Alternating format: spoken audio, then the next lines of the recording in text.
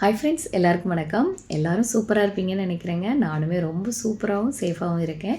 இன்றைக்கி என்ன vlog அப்படின்னு பார்த்தீங்கன்னா, ஆக்சுவலாக இந்த வீடியோ எடுத்த டைம் பார்த்தீங்கன்னா லாஸ்ட் வீக் எடுத்த வீடியோ.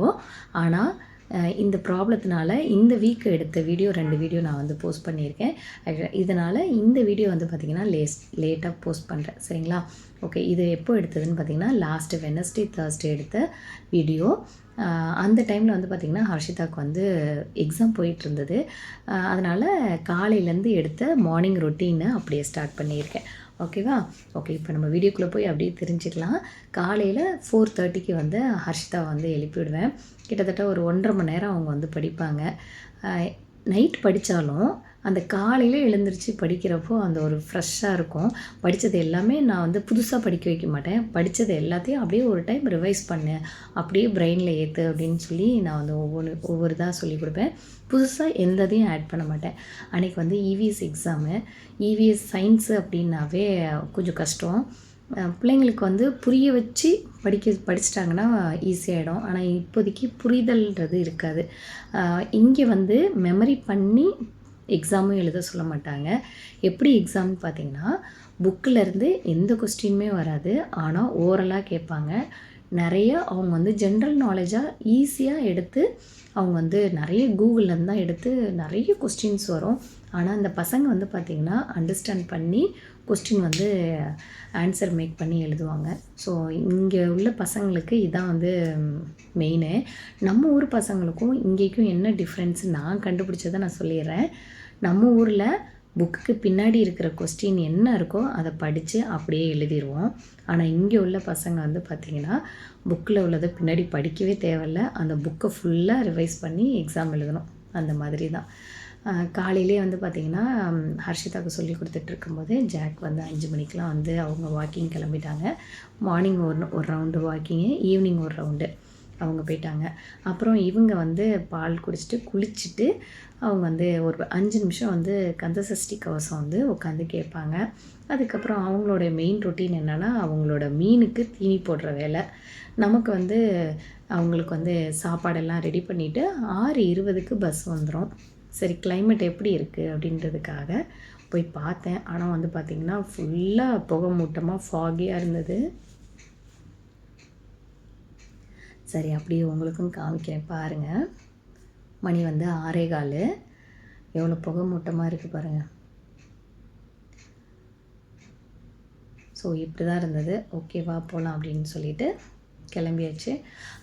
ஆக்சுவலாக வந்து முன்னாடி தான் வந்து ஹர்ஷிதாவை வந்து எப்போவுமே நான் வந்து நிறைய விஷயங்கள் நீயா பண்ணிக்கோ, என்ன டிஸ்டர்ப் பண்ணக்கூடாது அப்படின்னு நிறைய விஷயங்களுக்கு நான் வந்து சொல்லுவேன்.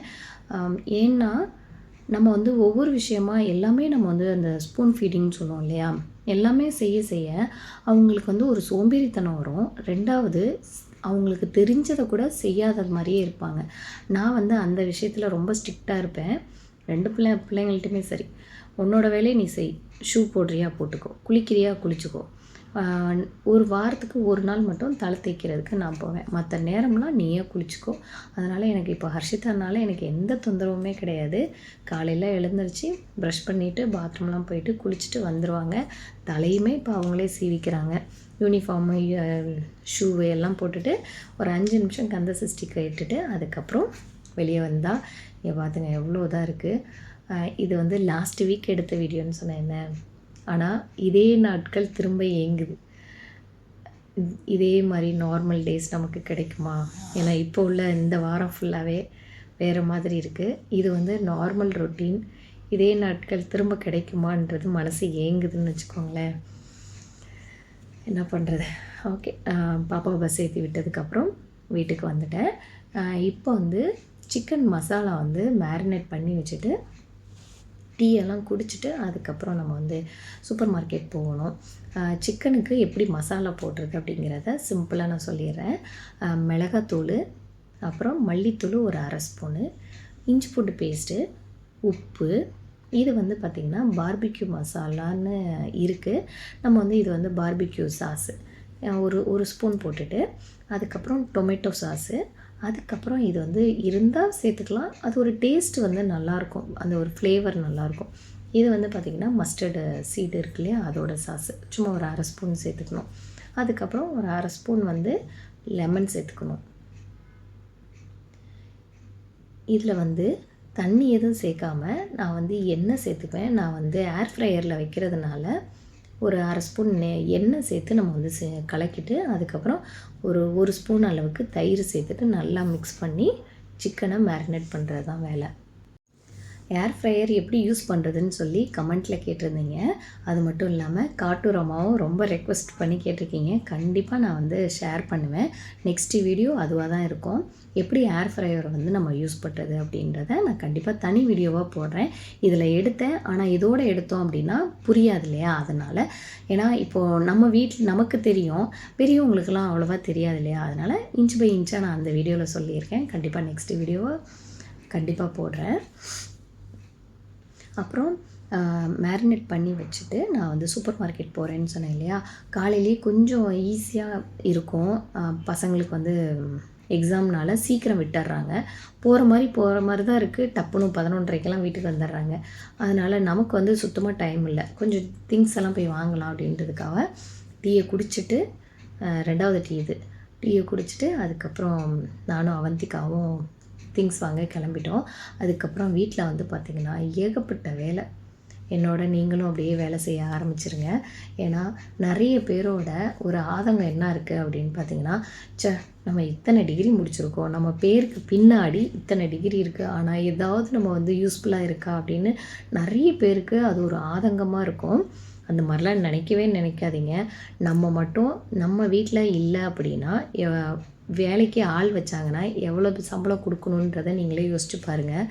காலையில் எழுந்திரிச்சு டீ போடுறதுலேருந்து, பிள்ளைங்களுக்கு கிளப்பி விடுறதுலேருந்து, ஸ்கூலுக்கு அனுப்புறது, அதுக்கப்புறம் டியூஷன் எடுக்கிறது, அதுக்கப்புறம் சமைக்கிறது, இது இல்லாமல் மெயினான வேலை இந்த பசங்களை பார்த்துக்கிறது தான். அதுவும் 2வது ஒன்று வந்திருக்கே அப்பா, 2வது மட்டும் நமக்கு வந்து முதல்லே பிறந்திருந்துச்சு அப்படின்னா கண்டிப்பாக 2வது குழந்தை வேணாங்கிற நிலைமைக்கு வந்துடுவோம். ஏன்னா அந்த பாடுபடுத்துது இந்த சின்ன அவந்திகா நம்மளை. அமைதியாக தான் இருப்பாள். அவந்திகாவோட கேரக்டர் எப்படின்னா அமைதியாக இருக்கிற மாதிரி தான் இருக்கும், ஆனால் பயங்கர சேட்டை. எப்படின்னா அந்த ஊமக்குசும்புன்னு சொல்லுவோம் இல்லையா? அந்த மாதிரி ஊமக்குசும்பாட்டம் வேலையெல்லாம் செய்வாள். எப்படின்னா இப்போது ப்ளே ஸ்கூல் போயிட்டு இருந்தாங்க. அவங்கள வந்து நிறுத்திட்டேன். ஏன்னா 4 வயசாகிடுச்சு. அடுத்து பெரிய ஸ்கூல் போகணும் இல்லையா? அதனால் நம்ம வந்து இன்றைக்கி இந்த இதோட நிறுத்திட்டேன். அதனால் வீட்டில் ஏன்டா வச்சுருக்கேங்கிற மாதிரி ஆயிடுச்சு. அவ்வளோ ஒரு என்னை வந்து கொடுமை பண்ணுறான்னு வச்சுக்கோங்களேன்.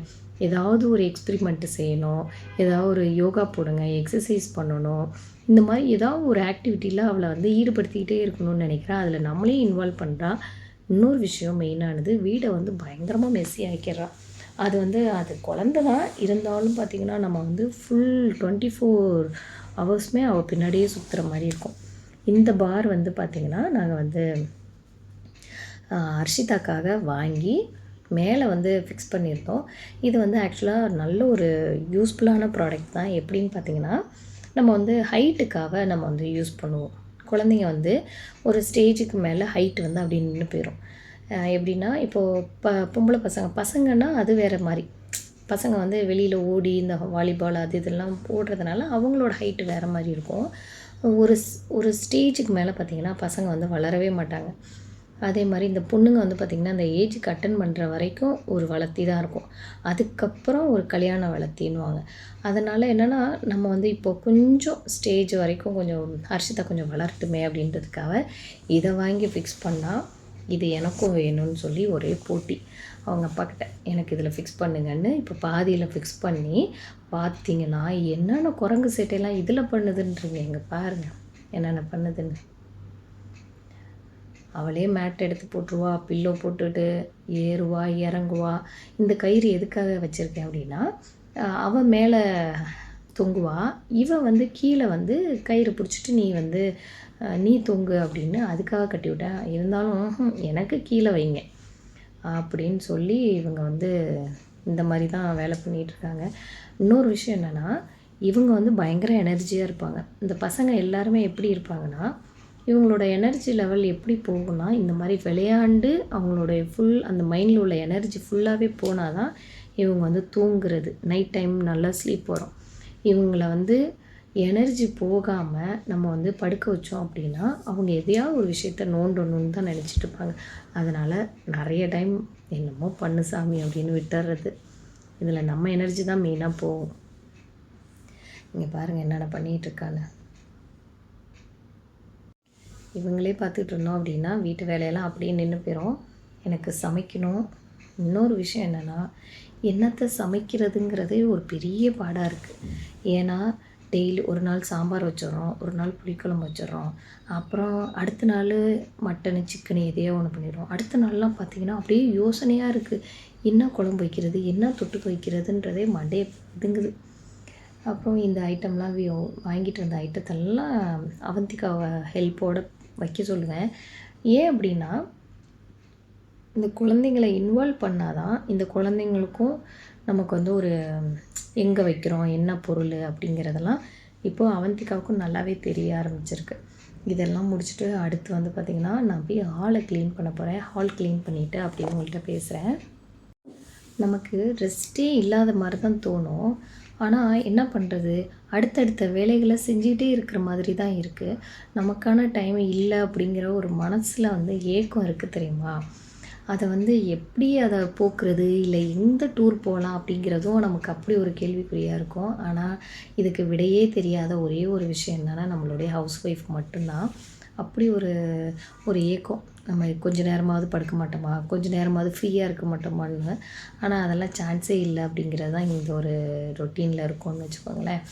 ஓகே, இப்போ வந்து நீங்கள் என்னோடையே வேலை செய்ய ஆரம்பிக்கணும்னு நினைக்கிறேன். ஏன்னு பார்த்தீங்கன்னா, எல்லோரும் ஃபோன் வச்சுட்டு அப்படியே அந்த சைடு வச்சுட்டு அப்படியே வேலை ஸ்டார்ட் பண்ணுங்கள்.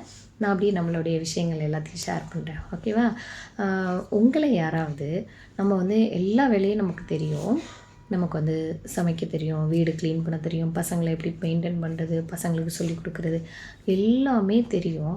ஆனாலும் ஒரு சில டிக்கெட்லாம் நம்மளை வந்து சொல்லுவாங்க தெரியுங்களா, இவங்களா தூங்கிக்கிட்டே இருப்பாங்க, இவங்களுக்கு ஒன்றுமே தெரியாது, இவங்களா சமைக்கவே தெரியாது, இவங்களா அப்படி இப்படின்னு ஏகப்பட்ட கம்ப்ளைண்ட்டை நம்ம மேலே சொல்லுவாங்க. அந்த மாதிரி உங்களை சொல்லியிருக்காங்களா அப்படிங்கிறத எனக்கு கமெண்ட்டில் சொல்லுங்கள். இல்லை யாரெல்லாம் நம்மளை சொல்லுவாங்கன்றதையும் எனக்கு வந்து கமெண்ட்டில் சொல்லுங்கள், சரிங்களா? அந்த மாதிரிலாம் சொல்லும்போது நமக்கு எவ்வளோ கோவம் வரும் தெரியுமா? என்னாலாம் என்ன பண்ணுறது, அப்படி இருக்கும் நமக்கு. நமக்கு எல்லா வேலையும் தெரியும் தாங்க, தெரியாமலாம் இல்லை. நம்ம வீட்டில் வந்து ஊஞ்சலில் வச்சு ஆடுறதெல்லாம் கிடையாது. நம்ம வீட்லேயும் வேலை செஞ்சுருக்கோம் தான். ஆனாலும் நம்ம இந்த மாதிரி பம்பரமாக சுற்றிக்கிட்டே இருந்தால் தான் எல்லாருக்குமே சந்தோஷமாக இருக்கும். அது யாருன்றதை கமெண்ட்டில் சொல்லிடுங்க நீங்களே, ஓகேவா? இந்த அக்கறைக்கு இக்கரை பச்சைன்னு ஒரு இது இருக்குது இல்லையா, பழமொழி. அது நிஜமாக அது நமக்கு தான் உண்மையானதாக இருக்கும். ஏன்னு பார்த்தீங்கன்னா, நாங்கள் ஃபஸ்ட்டு வந்து 1 பெட்ரூமில் இருந்தோம். ஃபஸ்ட்டு இங்கே இருக்கிறப்போ 1 பெட்ரூமில் இருந்தோம். துபாயில் வந்து இன்டர்நேஷ்னல் சிட்டியில் வந்து ஒரு ஹாலு, அப்புறம் தனியாக செப்பரேட்டாக கிச்சனு, அப்புறம் 2 பாத்ரூமும் ஒரு பெட்ரூமோடு இருந்துச்சு. அப்போ ரெண்ட் எவ்வளோன்னு பார்த்தீங்கன்னா 48,000 திராமு ஒரு வருஷத்துக்கு. அப்போது பாப்பாவும் இல்லை, அவன் ஹர்ஷிதாவும் கிடையாது, நானும் ஜாக் மட்டும்தான். அந்த டைமில் ஜாக்கிட்ட சொல்வேன், இவ்வளோ பெரிய வீடு நமக்கு தேவையில்லாது, நம்ம ஸ்டுடியோ போயிடலாம் அப்படின்னே சொல்லி ஒரு 3 வருஷம் அதுலேயே இருந்தோம். ஆனாலும் ஜாக்குக்கு வந்து போகலாம் மனசில்லை. என்னோடய பிடிவாதத்தில் ஸ்டுடியோ ஃப்ளாட்டு ஆப்போசிட்டில் போனோம், ஃபேஸ் 2க்கு போனோம். ஸ்டுடியோ ஃப்ளாட்டு கிடச்சிருச்சு. அதில் வந்து பார்த்திங்கன்னா இந்த இருக்கிற திங்ஸ் எல்லாத்தையும் அதில் போய் ஸ்டுடியோவில் போய் அடக்கிட்டேன். ஆனால் ஹர்ஷிதா வந்ததுக்கப்புறம் விளையாட பத்தல. அப்புறம் ஜாக்குக்கு வந்து ஒர்க் ஃப்ரம் ஹோமு. அப்புறம் அவந்திகா பிறந்துட்டான். அவந்திகா கத்த, அப்புறம் ஜாக் வந்து அவங்களுக்கு கொஞ்சம் டிஸ்டர்ப் ஆகும்.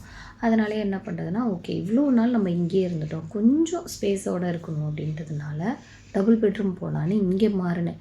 ஆனால் டபுள் பெட்ரூம் மாறினதுக்கப்புறம் தான் நம்ம இடுப்பு எவ்வளோ உடையுதுங்கிறது நான் கொஞ்சம் கொஞ்சமாக புரிய ஆரம்பித்தேன். ஸ்டுடியோ ஃப்ளாட்டு அப்படின்னா டப்புன்னு கூட்டினோமா எடுத்து வச்சோமா அப்படின்னு அதுக்குள்ளேயே புழங்கிக்கிட்டு இருந்தோம். ஆனால் அந்த டபுள் பெட்ரூம்ங்கிறதுனால எப்படி சொல்கிறேன்னா, அக்கறைக்கு இக்கிற பச்சை நம்ம டபுள் பெட்ரூமில் போனால் ஈஸியாக இருக்குமேன்னு நம்ம நினைக்கிறோம். ஆனால் நம்ம உடம்பு தான் அதில் போகுதுங்கிறது அப்போ நமக்கு தெரியல. பார்த்திங்கன்னா ஃபுல் அண்ட் ஃபுல் இந்த டபுள் பெட்ரூமில் வந்து ஃபுல்லாக நடந்துகிட்டே இருக்கணும். ஏன்னா ஹஸ்பண்ட் வந்து அந்த ரூமில் இருப்பாங்க, பசங்க ஹாலில் இருப்பாங்க, நம்ம கிச்சனில் இருப்போம். ஆனால் அந்த பிள்ளைங்க கூப்பிடுவாங்க, அம்மா இங்கே வாங்கலேன்னுவாங்க. அப்புறம் இங்கிட்டு ஜாக்குக்கு போய் கொடுக்கணும். அப்போ என்னன்னா நடுவில் இருந்துட்டு இங்கிட்டும் அங்கிட்டும் இங்கிட்டும் அங்கிட்டும் போகிறப்ப கால் வலி வருது. இதுங்க போடுற குப்பைகளை க்ளீன் பண்ணுறது நமக்கு உடம்பு வலி. இதில் எல்லாம் முடிச்சுட்டு சமைக்கிறப்போ அப்பா ஏன்டா டபுள் பெட்ரூம் எடுத்தோம், திரும்ப ஸ்டுடியோவே போயிடலாமாங்கிற ஒரு மனநிலை அப்படி ஒரு இதாக இருக்குது எனக்கு. ஆனால் ஒன்று மட்டும் தெரிஞ்சுக்கிட்டேங்க, நமக்கான நேரத்தை நம்ம தான் எடுத்துக்கணும். நம்ம ஹஸ்பண்டோ, நம்ம கூட இருக்கிறவங்களோ, நம்ம பிள்ளைங்களோ இதை அம்மா நீங்கள் போய் ரெஸ்ட் எடுங்க, நீ போய் தாய கொஞ்சம் நேரம் உடம்பு பார்த்துக்கோ அப்படின்லாம் யாரும் சொல்ல மாட்டாங்க. அதனால் நம்ம உடம்பு நமக்கு ஹெல்த்துக்கு தேவையான விஷயங்கள் எல்லாமே நம்ம தான் பார்த்துக்கணும். நீங்கள் கண்டிப்பாக எடுத்துக்கோங்க. ஏன்னா இது எனக்கு 100% வந்து உண்மை அப்படிங்கிறது நான் சொல்கிறேன். ஏன்னு பார்த்தீங்கன்னா, இப்போ நம்ம சாப்பிடாமையே வேலை பார்த்துக்கிட்டே இருந்தோம்னு வச்சுக்கோங்களேன், ஏன் சாப்பிட வேண்டியதானே டைம் தான் இருந்துச்சுல்ல அப்படின்னு ஒரு நம்ம மேலேயே அந்த பழி வரும். அதனால் அதெல்லாம் இல்லை, எவ்வளோ நேரம் எவ்வளோ வேலையாக இருந்தாலும் சரி, சாப்பாடுக்கு உங்கள் சாப்பாடை நீங்கள் உங்கள் தட்டில் போட்டு சாப்பிட்ருங்க. அதே மாதிரி தூங்குகிற டைமாக நான் பார்த்தீங்கன்னா இப்போ வேலை பார்க்குறேன் பாருங்கள், முடிச்சுட்டு சமையல்லாம் முடிச்சுட்டு பாத்திரம்லாம் விளக்க மாட்டேன், அப்படியே போட்டு வச்சுட்டு போய் படுத்துருவேன். ஒரு மணி நேரம் 1.5 மணி நேரம் நம்மளை ரீசார்ஜ் பண்ணால் தான் திரும்ப நைட்டுக்கு சாப்பாடு எல்லாம் ரெடி பண்ண முடியும். இந்த பிள்ளைங்கள்ட்டையும் சொல்லிடுவேன், அம்மா படுக்க போகிறேன், ஏதாவது வந்தீங்க பத்திரகாளி ஆடிடுவேன் அப்படின்வேன். இந்த பிள்ளைங்களும் வராதுங்க. அதனால் உங்களுக்கான டைமை நீங்கள் 100% எடுத்துக்கோங்க. யாரும் உங்களுக்கான டைமு தரமாட்டாங்க. உங்கள் மைண்ட் வாய்ஸ் எனக்கு கேட்குது, எங்கெங்க டைம் இருக்குது, ஒரு ஃபோன் எடுத்தால் போதும், அங்கே அம்மாட்ட அக்காட்ட மற்றவங்கள்ட்டெல்லாம் பேசினாவே ஒரு பாதி பொழுது போயிடுதுன்றீங்க. உங்கள் மைண்ட் வாய்ஸ் எனக்கு கேட்குது. நானும் அப்படி தான். என்ன பண்ணுறது, நம்ம இவ்வளோ தூரத்தில் இருக்கிறதுனால அங்கே என்ன விஷயங்கள் அப்படிங்கிறத ரொம்ப இன்ட்ரெஸ்டிங்காக கேட்டுகிட்டே இருப்போம். அது இல்லாமல் ஃபோனை வந்து வீடியோ கால் ஆன் பண்ணி வச்சுட்டு நம்ம வேலையெல்லாம் முடிச்சிட்ருப்போம் பாருங்கள். பாவம் அங்கிட்ட ஒரு ஜீவன் உட்காந்துருக்கிறதே தெரியாமல் நம்ம வாடி எல்லா வேலையிலும் பார்த்துட்ருப்போம். ஸோ என்னோடய கதையும் அப்படி தான். அக்கா பசங்க சாதனா பிரியங்காலாம் லைனில் இருந்தாங்கன்னா நான் அப்படி தான் வேலை பார்த்துட்டே இருப்பேன். அவங்க அங்கிட்டு என்னை பார்த்துட்டே இருப்பாங்க. எங்கள் ரஞ்சித் தான் கேட்பான், எங்கள் அண்ணன் கேட்பான், ஏன்பிள்ள வீடியோ ஆன் பண்ணி வச்சுட்டு நீ பாட்டு உன் வேலையை பார்த்துட்ருக்க, ஏதாவது பேசிட்டு போகல அப்படின்னுவான். எனக்கு அது நினப்பு வந்தது. ஸோ அந்த மாதிரி நமக்கு வந்து காலையிலேருந்து மதியானம் வரைக்கும் வந்து பார்த்திங்கன்னா நமக்கு நேரம் சரியாக இருக்கும். அதனால் கொஞ்சமாவது ரெஸ்ட் எடுத்துக்கங்க. இன்னொரு விஷயம் நம்ம நினைக்கிறோம், நம்ம தான் அந்த வீட்டுக்கு தூணு, நம்ம இல்லை அப்படின்னா அந்த வீடே ஆட்டம் கண்டுரும், நம்ம தான் பில்லர் அப்படின்னு நினச்சிட்ருப்போம். அதெல்லாம் ஒரு மண்ணாங்கட்டியும் கிடையாதுங்க. நீங்கள் ஒரு 2 நாள் நீங்கள் வெளியே போங்களேன், ஆட்டோமேட்டிக்காக அவங்க வேலைகள் அவங்களே செஞ்சுக்குவாங்க. காலையில் எழுந்திரிக்கிறது, சாப்பிட்றது, குளிக்கிறது எல்லா வேலையும் ஆட்டோமேட்டிக்காக நடக்கும்.